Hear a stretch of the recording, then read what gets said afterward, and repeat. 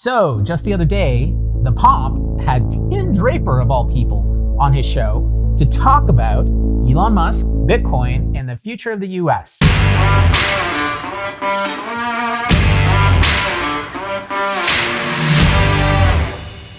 Now, he had a lot of things to say, and this is a very long video, so I'm not going to get into everything, but I did want to get some input on some of the things he went over in regards to specifically Bitcoin in the future and how he invests.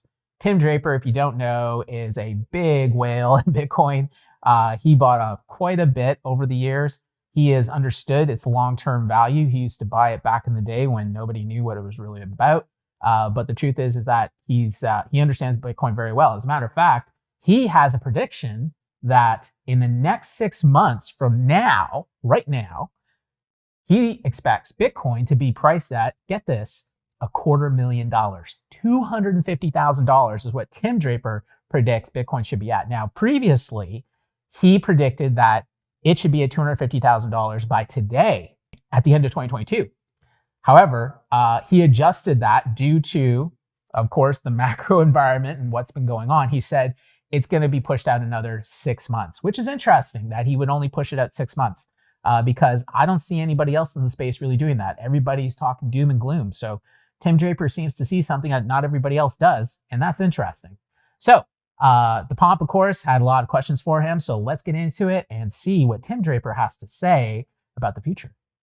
I'm always making an investment based on what could the world look like, and is that a world I want to live in? The hardest investments to make are the ones that pay off the best. It's easy to put money in when Bitcoin's at 67,000, and it's hard to put money in when Bitcoin's at 15 or 16,000.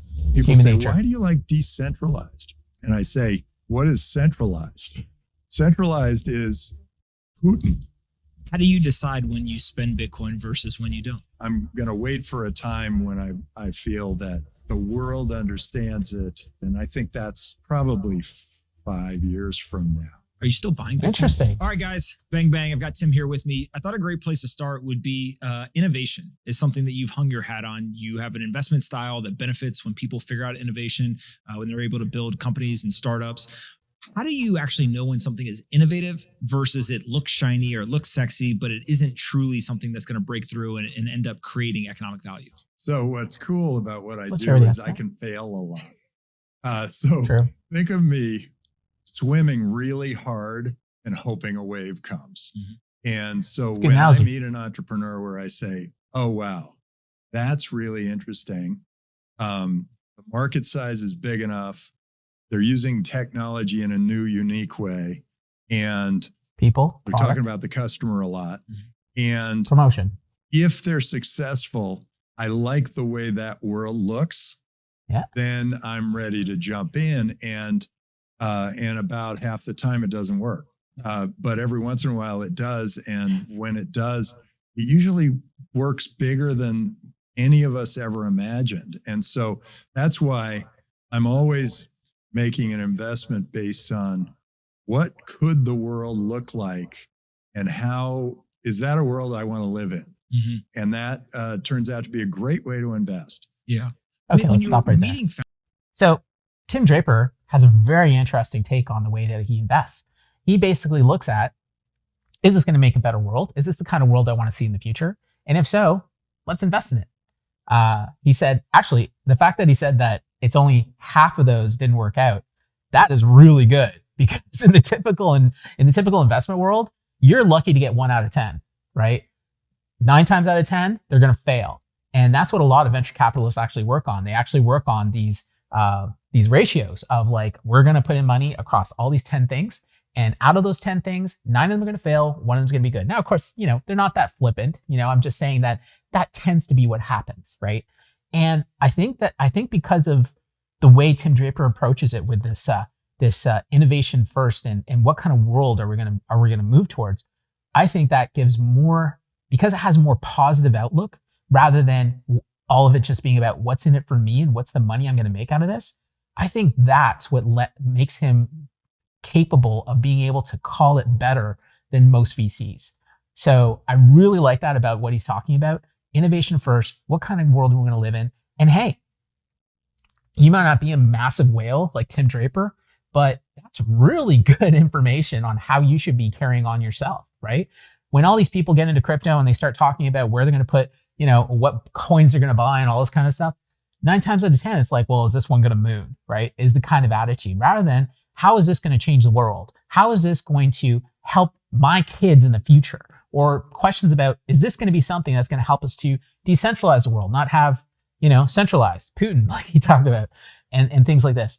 And the truth is that most people that don't ask those kind of questions end up getting into the 9 out of 10 failing kind of zone, rather than being able to see something that actually does go into a good place, right? Because those kind of projects, as far as I've seen, I think people who set out to do things like that are really driven in a way that others aren't.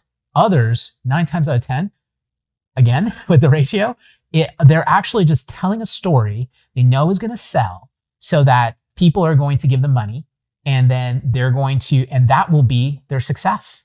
And that is not, that just doesn't turn out well most of the time, because at that point they kind of like, well, I'm just going to deliver the product, then they're going to be done, and then we're going to walk away, and we're going to do it again. We're going to find another story, and then that's going to get more investors, and then people just keep doing this over and over and over and over again.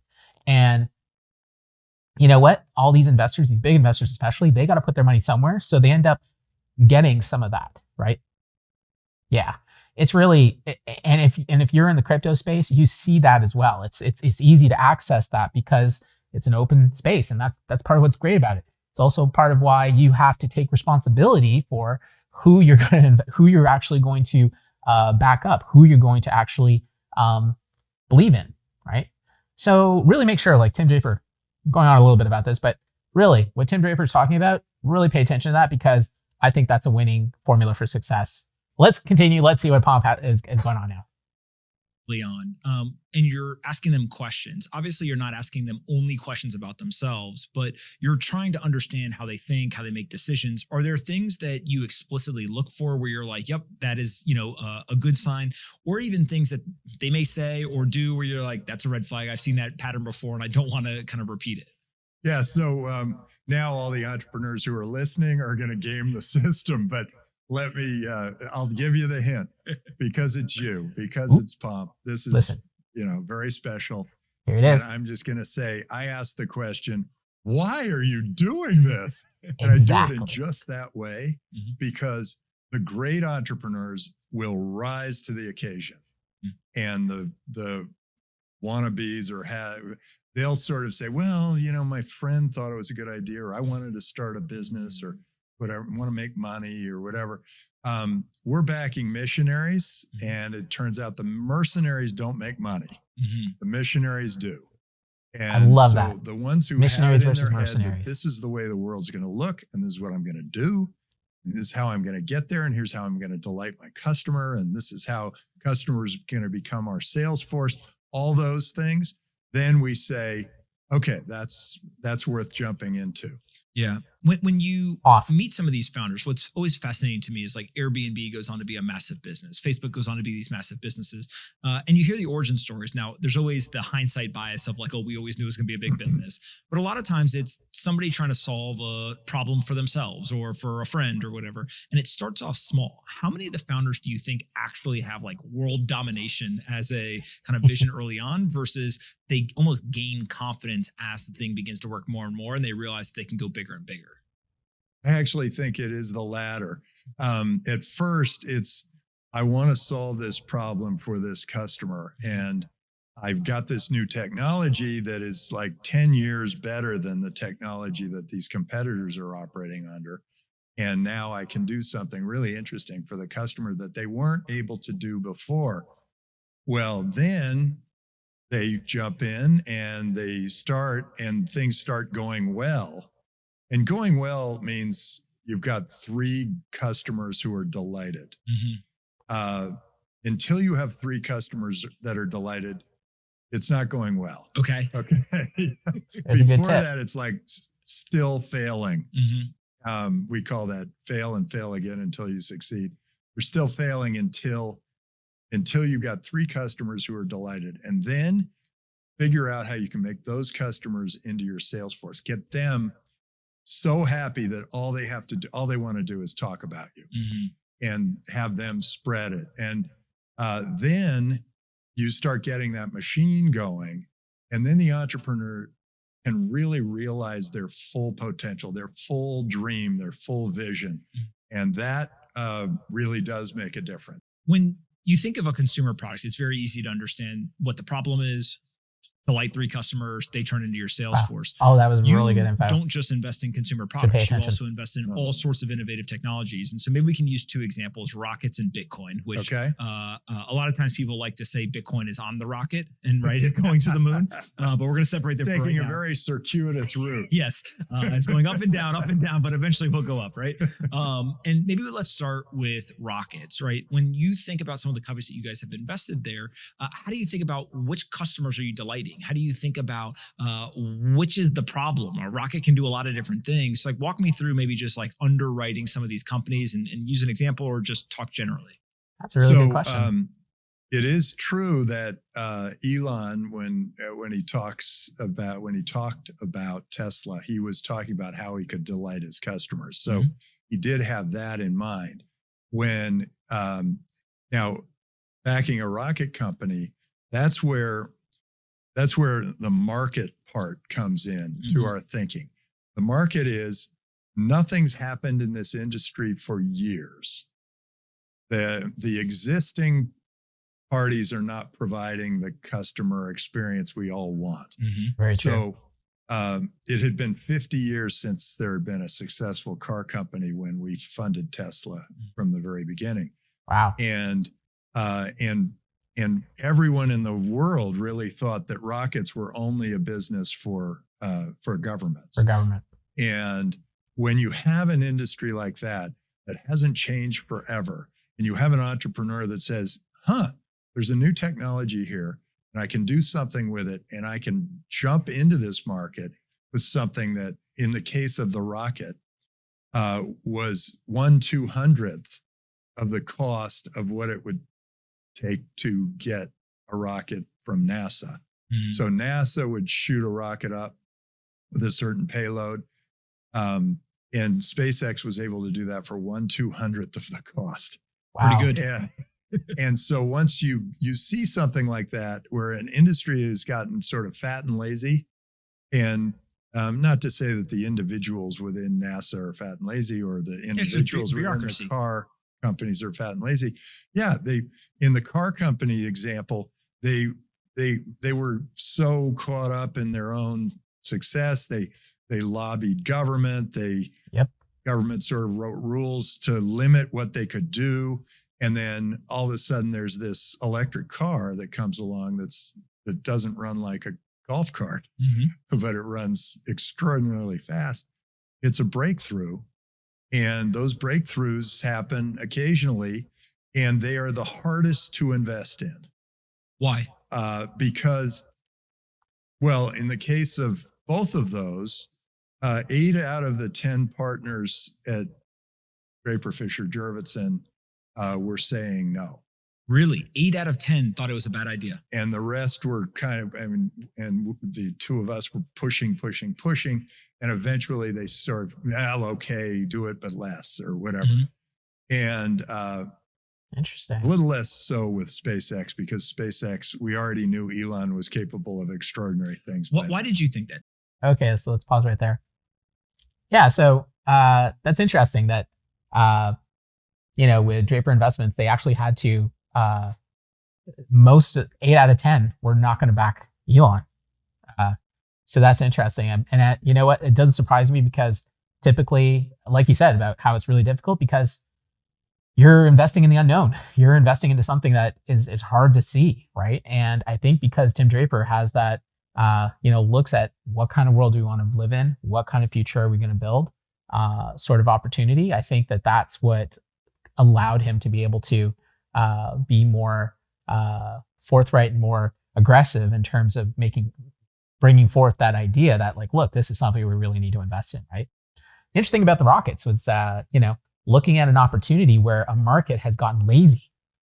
I can think of a number of times when I've use some kind of software application, for example, and it was horrid, like absolutely terrible. Yet it's the one that everybody uses. You ever experience that? I'm sure you have. It's crazy because some single company or a handful of companies have made applications for that particular sector, but nobody else has. And they did like a crap job at it because there's nobody else there. They actually end up taking on like pretty much all the market share. Meanwhile, it's a huge opportunity. And if you look for opportunities like that, you're going to find that there's an opening where you could really shine. You could come in there and you can provide the wow experience that everybody really wants to have, but nobody else. And because it's just who showed up, they just showed up. So they basically got the customers. It's really fat and lazy, as Tim Draper likes to say. So there's opportunities like that you should look for. And it's a good tip right there if you're looking for an opportunity for yourself to look around you, see where you see a gap and fill it. Let's see what Pomp is about to ask. Car company in general, right at that time. Now, there's still people who think it's an insane idea, but at least there's some traction. Why did you think Elon Musk was so different than other entrepreneurs that you all had met? Well, before we backed Elon, we backed Martin Eberhard in the electric car business. Because Tesla was started by Martin Eberhard. It actually started before that. I got this ride with Ian Wright, who took me on his Wright mobile. Okay. And he said, and I said, "Oh, great, it's an electric car. This will be like riding in a golf cart." And he strapped me in with 5-point straps, and I said, "What? Wait, what?" And I was thinking, you got to be a tree hugger or a golfer to want an electric car. And he said, no, stay strapped in. And he took me out on 280 and we went 0 to 60 so fast. And the car was sort of held together with PVC tubing and stuff. And we're on the freeway and I'm just going, oh my God, this is amazing. This is a big breakthrough. And then he took me around and then he said, now watch this. And we were maybe 40 feet from a stop sign going about 60 miles an hour. And he stopped before the stop sign. And I went, oh boy, this is a whole different level in automotive. And then I just studied the electric car industry. I went out and looked at all the different hobbyists who are building electric cars, and they all mentioned Tesla. And the reason they mentioned Tesla was that he had worked out something where he could have multiple lithium batteries and one could blow up and the car would still go. And you get more torque if you run all the batteries at the same time. So then we met with him and it was, it was a push to get it through our partnership, but then we got it done. And so I really do believe that the hardest investments to make are the ones that pay off the best. Yeah. And so if it feels like, it's hard to put money, like it's easy to put money in when Bitcoin's at 67,000 and it's hard to put money in when Bitcoin's at 15 or 16,000. And that kind of, people call it contrarianism, but I don't think it's exactly contrarianism because we're actually trying to catch a wave that's really important long-term. So the one thing that I do is I filter out entrepreneurs where they're not doing something that I believe is fundamental or will change society or will transform humanity or will do something extraordinary for the world. If they're not doing something like that, I figure there are other venture capitalists who can back that. They can just do it for, do it for the money, whatever. Yeah. We end up making more money than they do, but it's just because we make more mistakes. We are willing to fail. And when we succeed really big and the world changes. Yeah. Nice. I'm not an expert on this. Let's stop right there. You kind of, you know what? I'm a fan of Tim Draper now. I like everything this guy just said. You should pay attention to it. I got nothing to say in terms of like thinking otherwise on anything he just said right there, you should really pay attention to what Tim Draper is saying.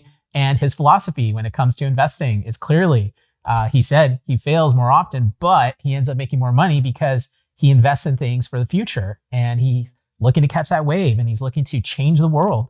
You know what? These are all great things, and these are the things that we should all be focused on, because that way we actually have more of the world changing rather than putting money into a bunch of garbage, right? That just ends up perpetuating more of the same, right? Nobody really wants that. Everybody wants to have these types of things that Tim's talking about. So to wrap it up, I basically think that you should pay attention to what Tim Draper said here in this video. If you don't think so, hey, let us know in the comments, like and subscribe, and we'll see you in the next one.